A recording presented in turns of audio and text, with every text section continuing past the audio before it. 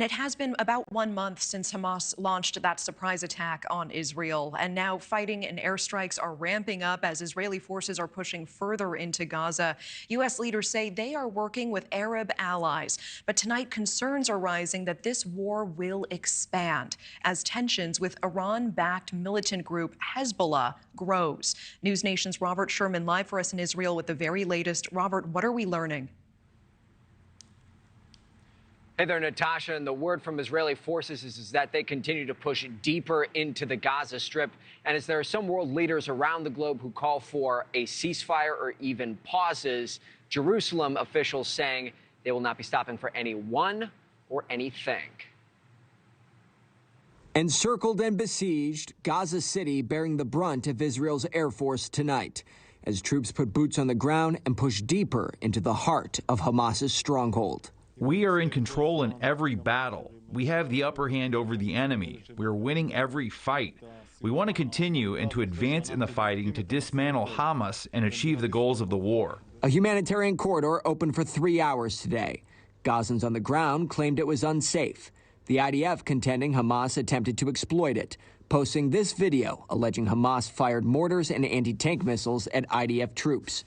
Meanwhile, U.S. Secretary of State Antony Blinken in the Middle East today, meeting with leaders of Jordan and Egypt, acknowledging an all-out ceasefire would work to Hamas's benefit, but still towing the U.S.'s diplomatic line and calling for Palestinian lives to be protected.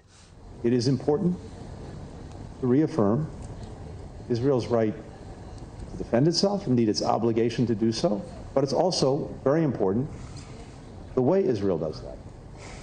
And that's what we've talked to the Israeli government about, with taking every possible measure to protect human life.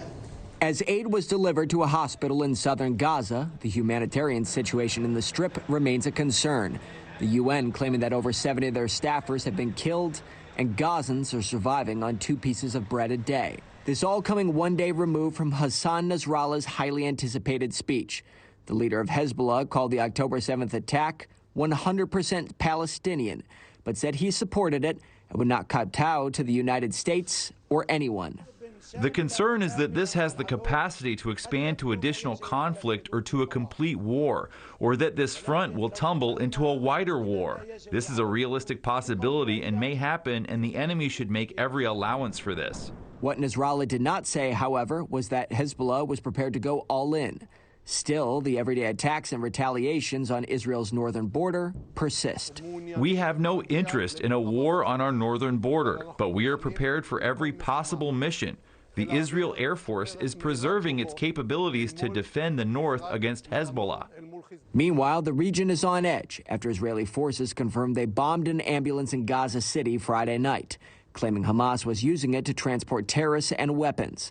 Hamas claims the convoy was taking injured Gazans south and away from the fighting. As such, demonstrations are taking place throughout the region tonight, including the West Bank. Conversely, protests are also happening tonight in Tel Aviv, demanding the more than 240 hostages be released. And a top priority remains getting foreign nationals out of the Gaza Strip. That includes American citizens.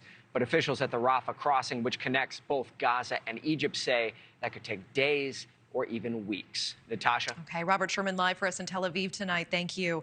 Thank you for watching. Go to newsnationnow.com to find NewsNation on your television provider. And don't forget to click the red subscribe button below to get more of NewsNation's fact-driven, unbiased coverage.